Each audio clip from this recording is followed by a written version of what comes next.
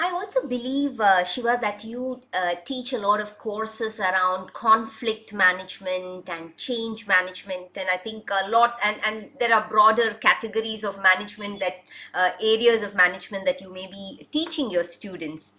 Now, what Right. is it about all of these areas that students appreciate it within the classroom, but when they get Mhm. into organizations, there is a mismatch to their understanding to how they actually handle, say, a conflict or how they are handling change.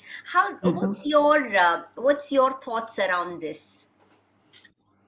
So, most of the time when I am facilitating courses with my students, um,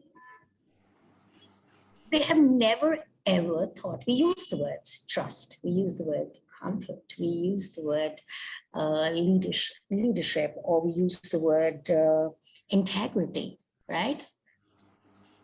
But they have never consciously sat down and thought about what actually is trust.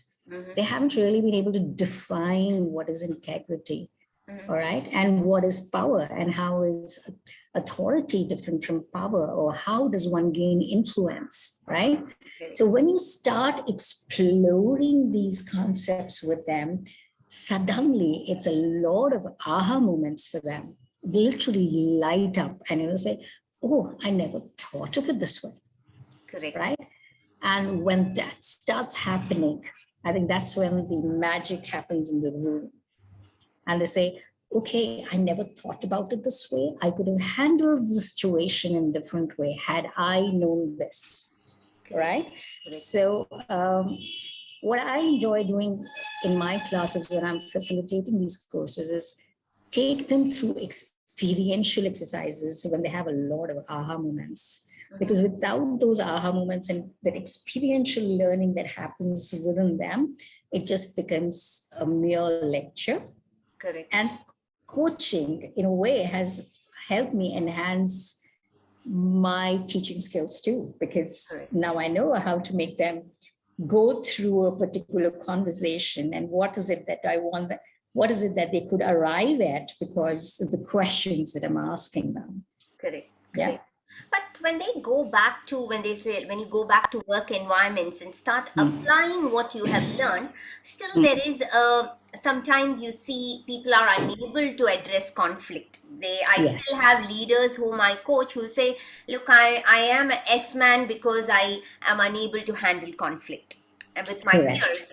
So Correct. what happens, so when there's a lot of learning within the classroom or within the ambit of and learning upskilling life, then what Right. happens when you get into the professional life to apply them?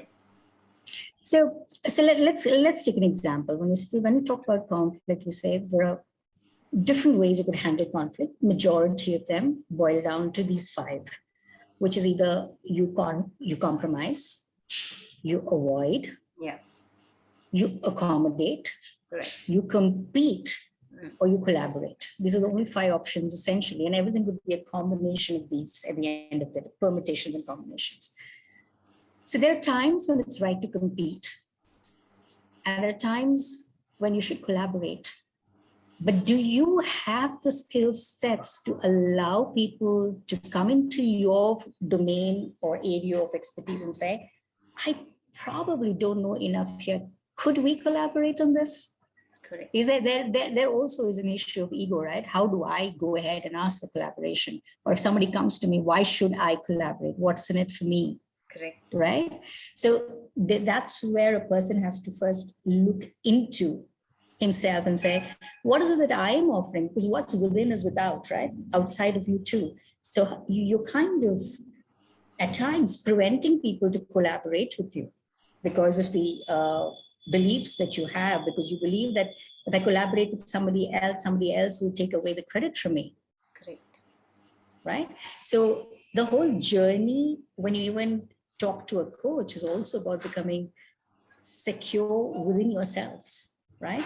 And as well, when I facilitate my courses, especially on these issues of conflict and change, etc., we also talk about how the leader has to be a very secure person in himself to be able to say, I'm willing to listen to you.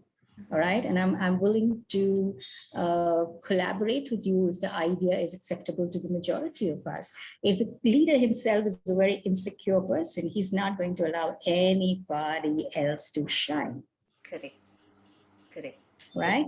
And if that's the case, then it's also about winning the trust with the leader. So you have to behave in a certain way that the leader believes that you can be trusted.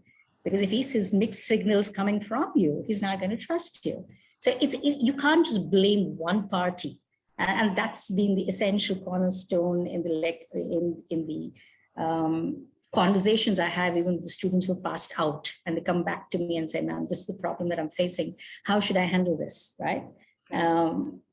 So the conversations has to revolve around your evolution and also how you allow the others around you to evolve with you. Correct. Right? Correct. Yeah. Well said, Shiva.